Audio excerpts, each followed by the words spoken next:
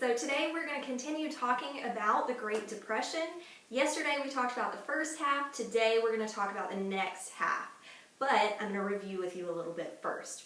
So remember, the stock market crashed in 1929, and that was caused by speculation on the part of investors. They believed that stocks were worth more than they really were, and that's what speculation is called. They would invest a lot in it, and then they were proven not to be worth it, and the stock market crashed. So that happened in 1929 when Herbert Hoover was president of the United States.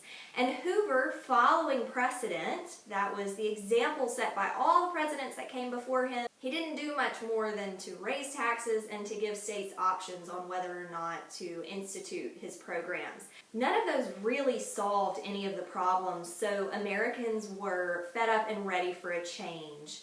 And that change came in the form of Franklin Roosevelt. Roosevelt described Hoover's policies as hear nothing, see nothing, do nothing government. So he said that Hoover was pretending not to see the problem, not to hear the problem, and in turn he did nothing with his power. Roosevelt, on the other hand, promised to do a lot of things. During his campaign for president, Roosevelt said, "I pledge myself to a new deal for the American people." So remember, the American people were in desperate conditions. They were living in parks, they were homeless. The areas they were living in were called Hoovervilles because Hoover didn't really do much to help them. So Roosevelt came in saying he was going to give Americans a new deal. The old deal that they'd had wasn't good enough, and he was going to give them something better. He wasn't very specific about exactly what his new deal would entail and how he was going to make changes, but Americans were desperate for any sort of change. So he was elected in 1932, and he started instituting what he called the 3 R's. Relief, recover, and reform. So he wanted to give relief to Americans who were suffering. He wanted to recover the American economy, and he wanted to reform that economy and change it so that these things wouldn't happen again. One of the ways he did that was the Agricultural Adjustment Act, AAA. So agriculture has to do with farming, and one of the reasons the Great Depression happened was because after World War I, farmers were producing far more than any American could consume or wanted to consume. So they were having surplus, that means extra, laying around. And if you are a farmer and you have extra laying around, that means you're working really hard and people are not buying your products. So farmers were going bankrupt. They weren't able to afford to keep up their farms. So what the Agricultural Adjustment Act did was pay farmers to produce less. So they said, we'll give you a subsidy, that means we'll give you a check if you will plant less so that you won't have all this extra laying around. And what that's going to do is make the price of agricultural products like corn and cotton and things like that, it's going to make the price go up, because when you have less of something, people demand it more. So supply and demand. If you have more of a supply, there's less of a demand for it and the price is lower. But if you have less of a supply, the demand goes up and so does the price.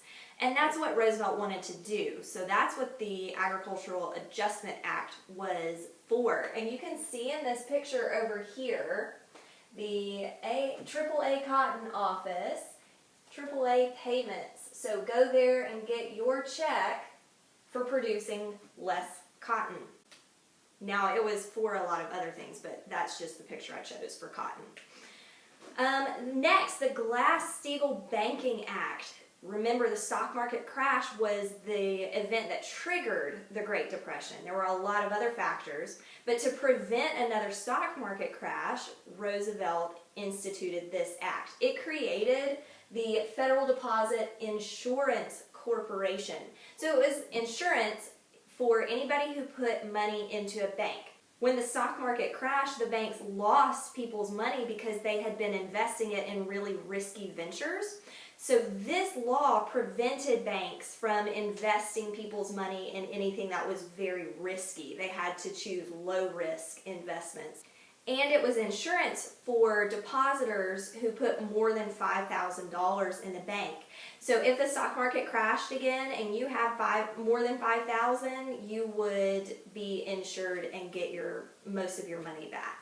So the Tennessee Valley Authority Act was instituted to create things like dams to prevent flooding. They built transmission lines. They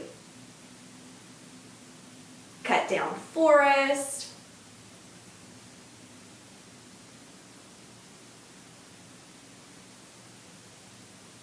They cleared forests.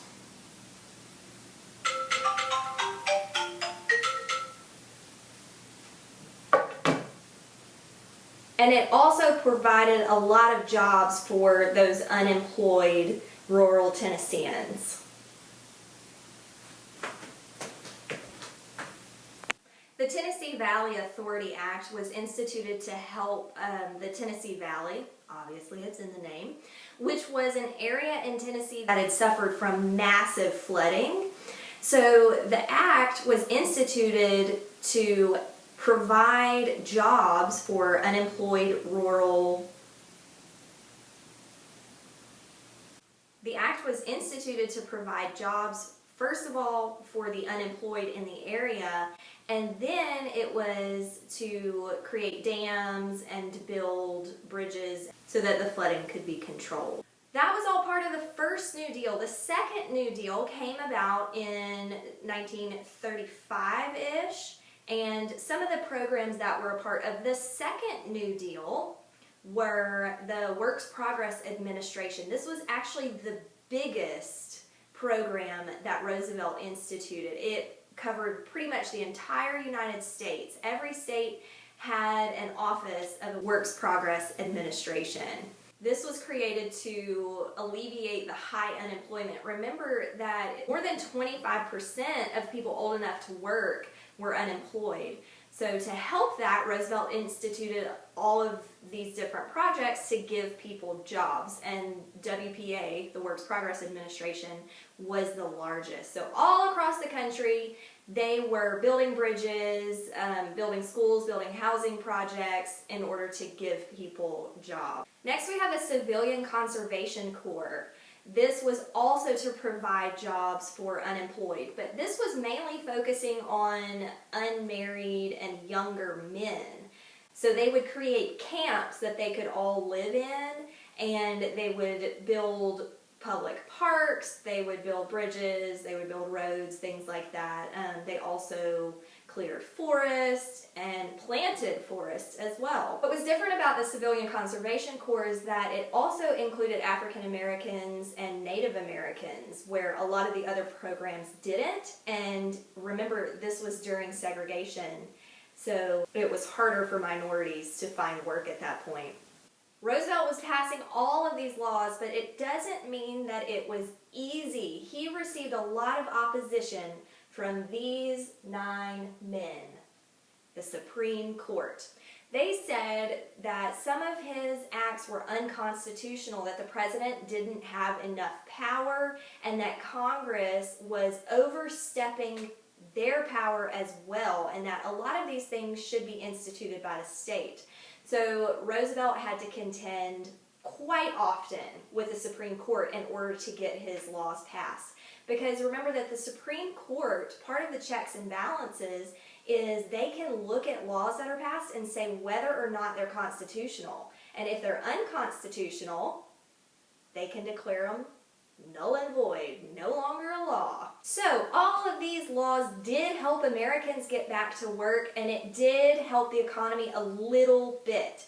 But for 10 years, the U.S. was still in a depression. It didn't really come out until World War II.